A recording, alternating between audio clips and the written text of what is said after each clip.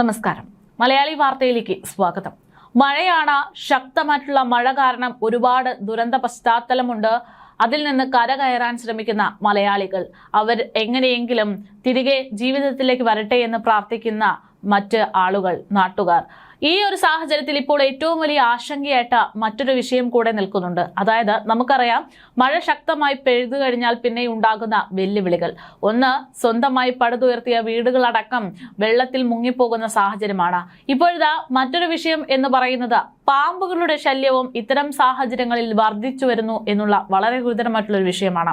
പാലക്കാട് ചാലിശ്ശേരിയിൽ ഇപ്പോൾ ഒരു സർക്കാർ ജനകീയ ആരോഗ്യ കേന്ദ്രത്തിൽ ഡ്യൂട്ടിക്കിടെ നഴ്സിനെ പാമ്പ് കടിച്ചു എന്ന വാർത്തകൾ പുറത്തു വരുമ്പോൾ ഇത്തരത്തിലുള്ള ജീവികൾ ഇപ്പോൾ എങ്ങോട്ട് പോകണമെന്നറിയാതെ അവരുടെയും ജീവൻ രക്ഷാർത്ഥം ഇറങ്ങി നടക്കുന്നുണ്ട് എന്നതിന്റെ ഒരു സൂചനയാണ് നൽകുന്നത്. എന്തായാലും ഗുരുതരമായിട്ടുള്ള ഒരു വാർത്തയാണ് ഇപ്പോൾ പുറത്തു വരുന്നത്. പാലക്കാട് ചാലിശ്ശേരിയിൽ സർക്കാർ ജനകീയ ആരോഗ്യ കേന്ദ്രത്തിൽ ഡ്യൂട്ടിക്കിടെ നഴ്സിനെ പാമ്പ് കടിച്ചിരിക്കുന്നു. ചാവക്കാട് സ്വദേശിനിക്കായിട്ടുള്ള മിശ്രിയ എന്ന് പറയുന്ന യുവതിയെയാണ് അണലി കടിച്ചതെന്നാണ് വിവരം. പാമ്പ് കടിയേറ്റതിനെ തുടർന്ന് ഗുരുതരാവസ്ഥയിലായ ഇവരെ ഉടൻ തന്നെ കുന്നംകുളത്തെ സ്വകാര്യ ആശുപത്രിയിലേക്ക് പ്രവേശിപ്പിച്ച് ചികിത്സ നൽകി. നൂറുകണക്കിന് രോഗികളാണ് ഈ പറയുന്ന സ്ഥലത്ത് ദിവസവും ചികിത്സ തേടി എത്തുന്നത് എന്നതുകൊണ്ട് തന്നെ ആരോഗ്യ കേന്ദ്രത്തിന്റെ ചുറ്റും പറ്റിയുള്ള ഇത്തരം ജീവികളുടെ സാന്നിധ്യം, അതേക്കുറിച്ചുള്ള ആശങ്കകൾ വർദ്ധിക്കുകയാണ്. ഇത്രയധികം ആളുകൾ വന്നുപോകുന്ന ആശുപത്രിയിൽ ഇത്തരമൊരു ദുരന്തം ഉണ്ടായതോടെ നാട്ടുകാർ വലിയ പ്രതിഷേധവുമായി രംഗത്തെത്തിയിരിക്കുന്നു എന്നുള്ള വിവരങ്ങളാണ് ഇപ്പോൾ പുറത്തുവരുന്നത്. അടിയന്തരമായി ആശുപത്രി പരിസരം കാടുവെട്ടി വൃത്തിയാക്കണമെന്നാണ് നാട്ടുകാർ ഇപ്പോൾ പ്രധാനപ്പെട്ട ആവശ്യപ്പെടുന്നത്. അതേസമയം മഴക്കാലമായതുകൊണ്ട് തന്നെ ഇത്തരത്തിൽ പാമ്പുകളുടെ സാന്നിധ്യം അടക്കം ജനവാസ മേഖലകളിൽ ഉണ്ടാകുമെന്നുള്ള സൂചനകൾ നേരത്തെ തന്നെ പുറത്തു വന്നതാണ്.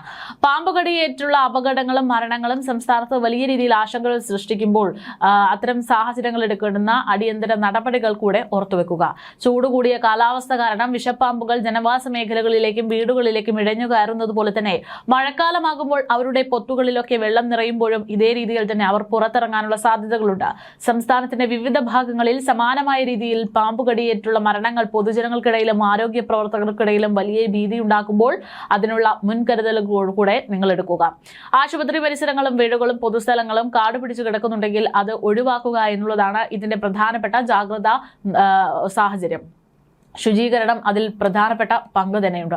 ഇനി അഥവാ പാമ്പ് കടിയേറ്റാൽ ഉടൻ തന്നെ ചെയ്യേണ്ടുന്ന കാര്യം എന്ന് പറയുന്നത് പരിഭ്രാന്തി ഒഴിവാക്കുക എന്നുള്ളതാണ്.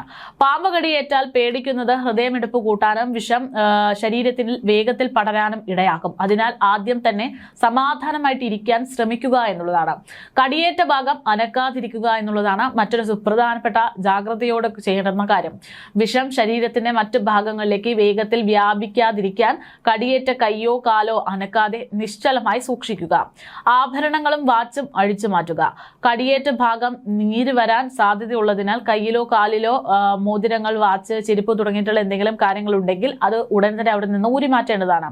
മുറിവ് തൊടുകയോ മുറുക്കുകയോ ചെയ്യരുത്. കടിയേറ്റ ഭാഗത്ത് ബ്ലേഡ് ഉപയോഗിച്ച് കീറാനോ വിഷം വലിച്ചെടുക്കാൻ ശ്രമിക്കാനോ ഐസ് വെക്കാനോ കെട്ടുകൾ മുറുകെ ഇടാനോ പാടില്ല. ഇത് അണുബാധയ്ക്കും ടിഷ്യൂകൾ നശിക്കുന്നതിനും കാരണമായേക്കും. അതേസമയം ഇത്തരം സാഹചര്യങ്ങളിൽ ഉടൻ തന്നെ ആശുപത്രിയിൽ രോഗിയെ എത്തിക്കുക എന്നുള്ളതും വളരെ ശ്രദ്ധേയമായിട്ടുള്ള ഒരു കാര്യമാണ്. ആന്റിവെനം നൽകാൻ കഴിയുന്ന ഏറ്റവും അടുത്തുള്ള ആശുപത്രികളിലേക്ക് രോഗിയെ എത്രയും പെട്ടെന്ന് മാറ്റുക എന്നുള്ളതാണ് പ്രധാനപ്പെട്ട കാര്യം. പരമാവധി ആംബുലൻസിലെയോ മറ്റ് വാഹനങ്ങളിലേക്കോ കയറ്റി കൊണ്ടുപോകുമ്പോൾ ആ മുറിവിന് ഒന്നും തന്നെ സംഭവിക്കുന്നില്ല എന്ന് ഉറപ്പുവരുത്തേണ്ടതാണ്.